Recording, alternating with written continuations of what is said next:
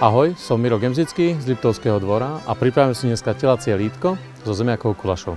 Potrebujeme telacie lítko s kosťou, slaninku, zemiaky, lúpané paradajky, maslo, stopkový zeler, cibulku, cesnak, vývar, soľ, korene a pár kvapiek oleja.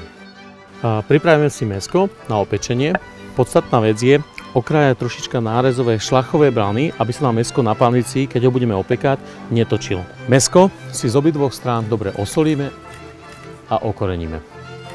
Dobre rozohriatá keramická pánvica nám mäso opečie do chrumkava.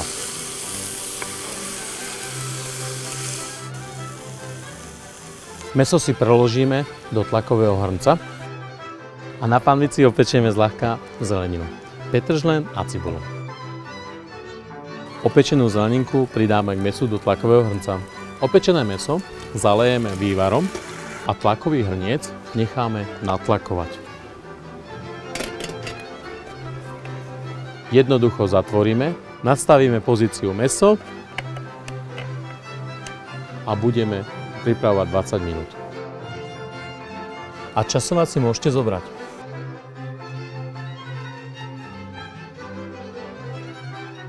Z nadrobu nakrájaných zemiakov si pripravíme guľašu. Uvaríme si zemiaky a medzi tým si pripravíme omáčku k mäsu. Tlakový hrniec nám zapípa a pomaličky si s ňou vypustíme paru.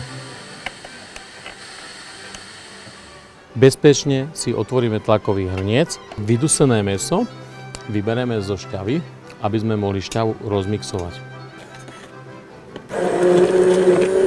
Dokončíme si omáčku, pridáme lúpané paradajky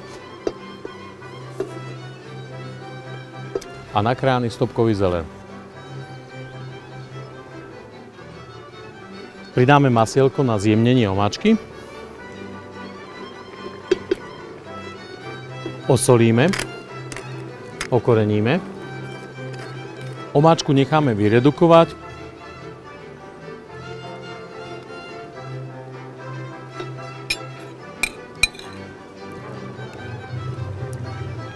Výborné.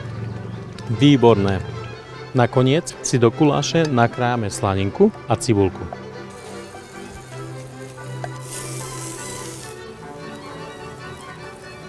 Zliali sme si zemiačky, ktoré si teraz rozpučíme. Opečenú slaninku s cibulkou pridáme, premiešame a dáme na tanier.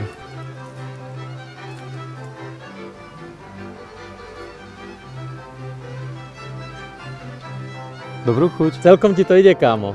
Prídite k nám na Liptovský dvor, navarím vám tiež také dobroty.